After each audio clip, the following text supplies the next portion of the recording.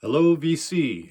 Michael, Clash City Rocker, with a video this week about American punk and American hardcore, filtered through my experience as someone who came of age when that genre of music, particularly hardcore, became prevalent in certain pockets of the United States, in which I found myself immersed, first as somebody attending shows and then somebody who was working for a band and then eventually someone who worked for a PA company and then ultimately some theaters. But punk and punk music have been part of my entire musical consciousness since I started buying records, because UK punk, which began in 76 and 77, which blew up and which most people became aware of in the Clash and the Damned and the Pistols, but also through US so-called punk groups and punk bands, but in the CBGB's world, etc. So as someone who was just starting to buy records in 77, 78, 79, and into the early 80s, punk music was a big part of that, but it wasn't part of the mainstream and it wasn't easy to access, and you really needed to be an insider in many regards or have a thriving punk community within your city or your town or your state for you to be involved in it. But before I get into my story, just want to thank the few of you who have watched my videos and who have liked them, have commented, and of course those who have subscribed. I'm grateful. The whole point behind these videos is to connect to other music fans. So I'm going to talk about punk and particularly American hardcore, and I'm not going to pretend in any way, shape, or form that I'm an expert on those fields or even that American hardcore is a genre that I particularly love. There are American hardcore bands that I like, but it's not like my go-to listening genre, and it's not necessarily contains my favorite bands of all time, but it is still part of my life and it's part of my history. And so I'm going to share it. And I'm not really sure if this narrative is going to have a linear concept to it. I'm trying to organize it around thoughts and ideas, but we'll see as we go forward. So here's my thoughts and reflections and some records about American punk and American hardcore. So a month or so ago, I created a video about 80s hip hop, and it got me thinking about hardcore music as well. But in that video, I talk about this band in particular, and this is their first album, Yo Bum Rush the Show, which what could be more punk rock than that? And it's a promo. And I argued that this was a punk rock band. And I had a couple of people who commented on that, and some agreed and some disagreed. But I truly believe that they were a punk band or a punk rock band, particularly in their attitude and their music. But to me, I'm a punk. I've always been a punk. And yeah, I know the permutations of that definition. And I know that there's some negative ones and there's some kind of like rigid conformity of what punk is and what punk is not. But that's about the music. That's not about the philosophy. And so I read to you. It says punk is a philosophy, is anti-establishment. DIY-driven ideology rooted in leftist, anarchist, and individualistic principles, emphasizing nonconformity, social justice, and skepticism toward corporate and political authority. Now, I'm not going to get all political because a lot of people don't come to watch these videos to talk politics, but I have, since my inception, since I got kicked out of first grade, had this, not necessarily oppositional defiant disorder, but probably pretty close to it, where I don't really like being told what to do in particular circumstances, particularly by certain people. And I definitely don't like being told what I have to think. And I definitely have never felt that I needed to fit within a certain box and behave a certain way and buy certain things and act in a certain way. And my whole life has been shaped by critical theory, which is who benefits and why. And so I've gravitated to music and musicians who have basically questioned that. And again, when you're living in the middle of nowhere, and I'm from Montana originally, and I grew up in Milwaukee, rock magazines were your key to what was going on. So Cream magazine, here you go. There's good old Johnny Lydon, and it says, "Super punk, Johnny Rotten spits out the truth." So of course I gobbled this up and I read about it and learned all about punk through this particular prism. And you know, of course, I'm Michael, Clash City Rocker, so of course I learned about the Clash. And then I also learned about other things too. So here's Blondie, who was in that scene, but not necessarily a punk band. And it says the secret history of punk. And so I read this article, and because of that, and there's some more Clash right there. Sorry, I didn't have it open ahead of time. You learned about the whole garage rock scene that occurred in the 60s that were the precursors to punk. So started to learn a lot about punk. Now, there have been people who were punk before punk became a genre. Obviously, James Osterberg, Iggy, and the Stooges. Love this band, love Iggy, always have. This is the UK version of it. I've also always had a strong affinity for Johnny Thunders. This is the Heartbreakers live at Maxwell's, one of the clubs in New York that was having punk bands perform there. There's Johnny Thunders, none more cool, yeah. Paul Westerberg can sing Johnny's Gonna Die, in which he does. And Richard Hell, again, so I'm listening to this music, I'm loving this music, I'm learning about American punk. Obviously the Pistols, these English bands, the Clash, UK version, which most people have, and the Damned. And then most importantly, in the Americas for me, the Ramones, and this first album, all 24 minutes of it. And then some of the later precursor bands in that scene too. I love the Dead Boys. For some reason, this is an English version of it. But yeah, the first time I heard Sonic Reducer, I mean, come on. It's just the greatest punk rock song of all time. Yes, I'm prone to superlatives. And the Cramps, that kind of, but this is, you know, so punk is just, it's more than a really narrow type of music, which is kind of one of my issues with so-called hardcore music at times, is that it felt like that some of the people who were the biggest fans of that band had such a narrow vision of what was punk and what wasn't. And again, my definition of punk is not about so much in the music. It's just it's a lifestyle. It's a way of thinking. It's a way of questioning authority. It's a way of pushing back. It's a way of saying why.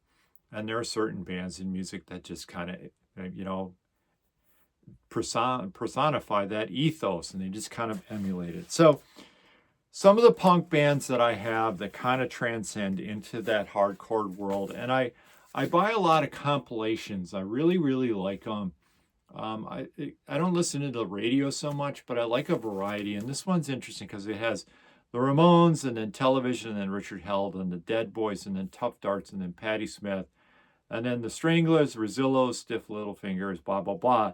And it goes through it, but there's a lot of really great punk bands on here. 999 and the Germs, and the Gun Club, and Fear, and the Misfits are on here. And a lot of times in terms of the punk that I have little bits and pieces. I don't have like an all-encompassing discography of it, like unlike some of the bands that I've shown in the past. My favorite of those bands is probably this one, X. I see a lot of VCers mention this band. I think they're the most accessible of the hardcore bands that came out of Los Angeles. And I'll show a book in a second that's a must-read about this scene. And I think a lot of it has to do with Billy Zoom and his rockabilly guitar, and DJ Bonebreak and his drums. I mean, their vocals are brilliant too. But I think that's why, of all the hardcore bands, this was the one to break out most often. My favorite American band of that time, of course, is The Replacements. They played in that punk scene, and the band I worked for was part of the scene as well. Now, the band I'm going to talk about was a hardcore band originally. This band kind of was on the periphery of it, but they always had something else. And then, of course, another band from that same town, a band I really loved. Probably my favorite of their records is Husker Du and Zen Arcade. This double record, just unbelievable. And then and then another band also playing in those same circles was this band, Minutemen. And so for me, I was more prone to Replacements and Husker Du and Minutemen. And this is great, Husker Du. And part of the reason is, in Husker Du on here, if you don't know the single, are doing 8 Miles High. And yes, this is the Byrds song. And they kind of acknowledge their extended roots. And I think, again, certain punk music was very narrow in its scope and what was allowed and what wasn't. And my ears just weren't listening to stuff like that. But American hardcore and American hardcore music specifically, I did have a connection to. And I was reminded of that recently when I read this excellent book. And it is Don't Say Please, talk about punk rock. Don't Say Please, the oral history of Die Kreuzen. And there they are in all their glory. It's written by Sahan Jayasura. Watched an interview with him the other day.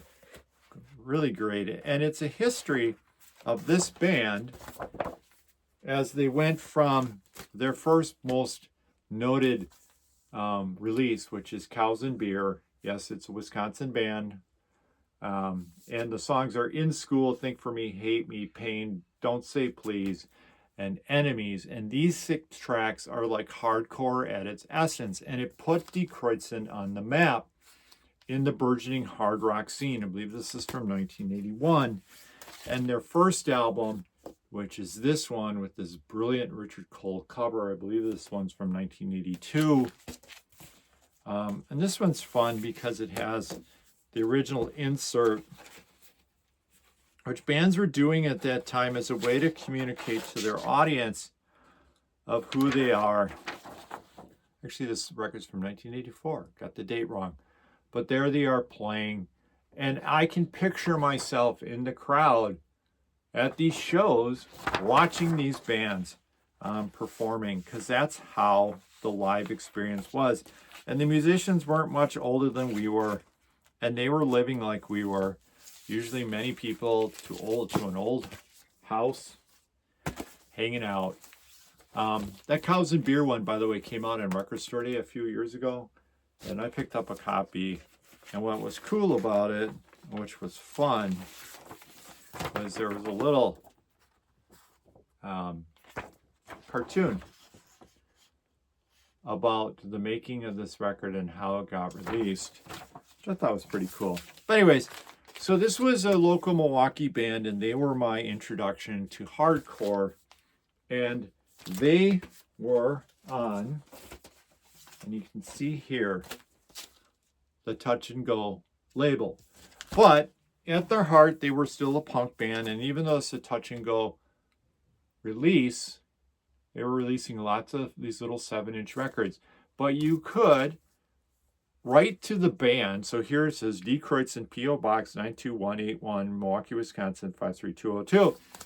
And correspond with the band and ask questions and maybe get some merch or buy a t-shirt or something like that. And there were other really, really great bands on Touch and Go. Now, were they all hardcore bands? No, but they were punk bands, and they were all hardcore adjacent, or it had that component. Everyone knows this one, of course. Butthole Surfers, I think this is their best. The song I remember most is Sweet Loaf. I'm going to talk about that song in a show in a moment.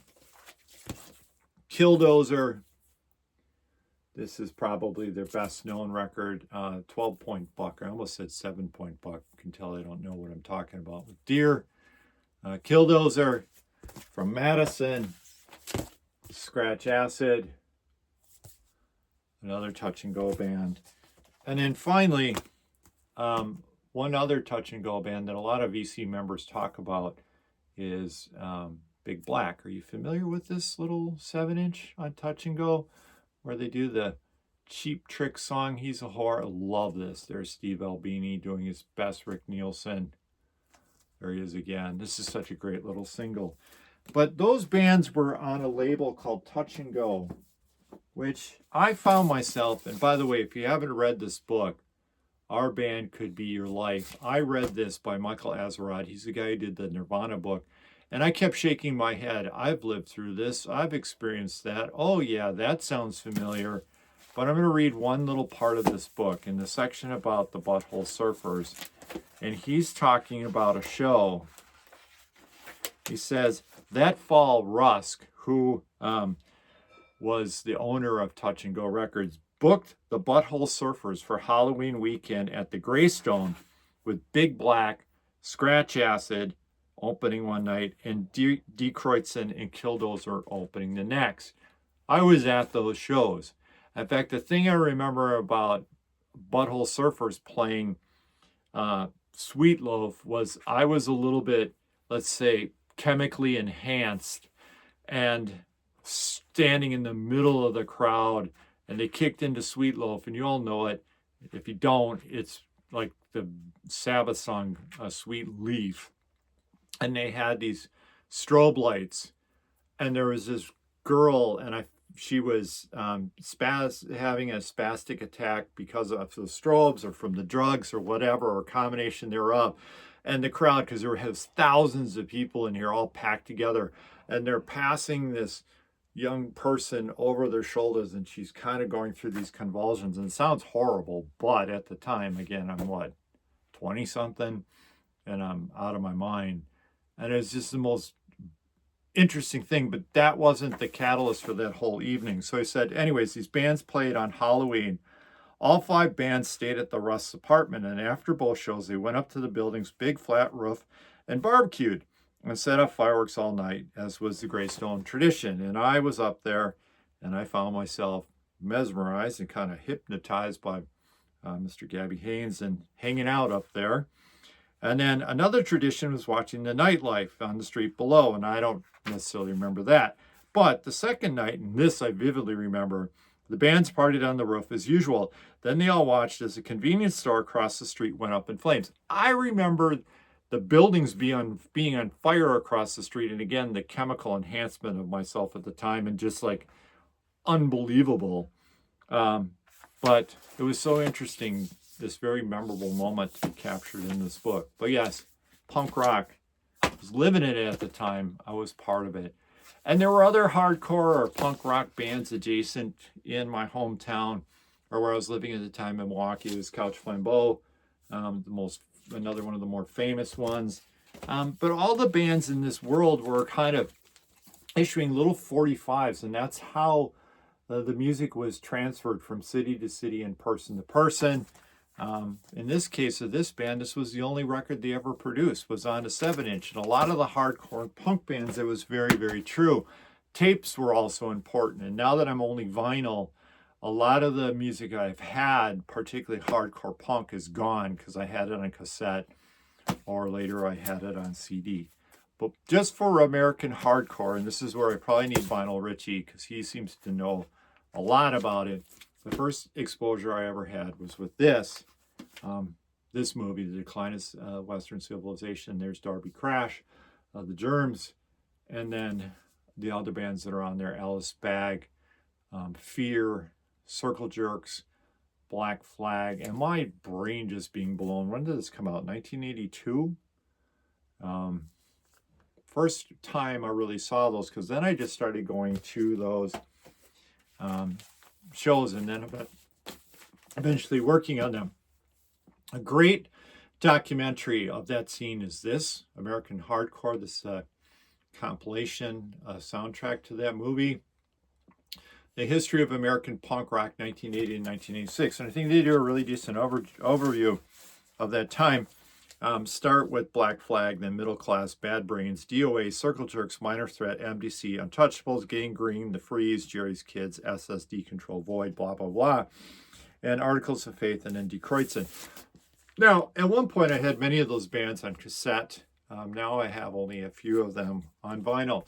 The last real big exposure for me, for confirmation of this scene, was this movie, Repo Man, and this brilliant soundtrack, which had the Circle Jerks, Suicidal Tendencies, and Black Flag on it. And then a more recent kind of chronicle of that whole scene that was presented in The Decline of Western Civilization is this book. We have the neutron bomb. Or we got the neutron bomb. The Untold Story of LA Punk. It's absolutely brilliant. Now, I don't like all hardcore. It's just not my genre. I appreciate the DIY aspect of it. I like the music for a particular scene. I like hard, aggressive music. I'm all right. But just some of it is just not my thing. But I love the Bad Brains. It's my favorite. Bad Brains. Worked a couple of Bad Brains shows. HR, of course. Bad Brains, always great to work with them. Black Flag. I like this era. Black Flag. Keith Morris era. Black Flag. But, of course, I like the Henry Rollins era. Damaged, you all know this. I mean, Rise Above. I mean, we should really be playing that every day right now. And Circle Jerks. I love this record. I think this is great. But Coup d'etat, I mean, again, just such a great song. Another song for today. Dead Kennedys, of course. In fact, I think one of the times I saw Jello was when he was doing one of his speaking tour things. Recently picked this up. Finally, very stoked to finally get a original in vinyl. I had a copy on cassette. Another one of those early introductions to hardcore was when I saw them on Saturday Night Live. And then another band that was on that kind of Western Civilization, Germs. And there's Joan, by the way. She was the producer of this record. I don't know if you all know that, but there she is. Produced by Joan Jett. Speaking of punk rock, Joan Jett. And then, of course, Suicidal Tendencies. So I try to pick these up when I find them. I don't want to just order them. And this is a great copy. It's got the insert. Is this one on the shrink too? But punk rock is not just music. It's an attitude. It's a belief. And again, it says punk is an entire philosophy promoting freedom of the individual and working against conforming to the cookie-cutter form of existing we're told we must fit into. It's a philosophy of hard work, determination, blah, blah, blah. And that's me, Michael, Clash City Rocker. I'm a punk. I'm a punk rocker. I identify that way. It's my life. It's the way I live my day-to-day existence. And it's much of the music that I listen to, but it definitely was the music that formed my musical identity. So let me know what you think. Let me know what I'm missing. I'd love to correspond with somebody who's got extras of a bunch of those early hardcore records that they'd be willing to send this way. Maybe I can send something back. All right. Cheers.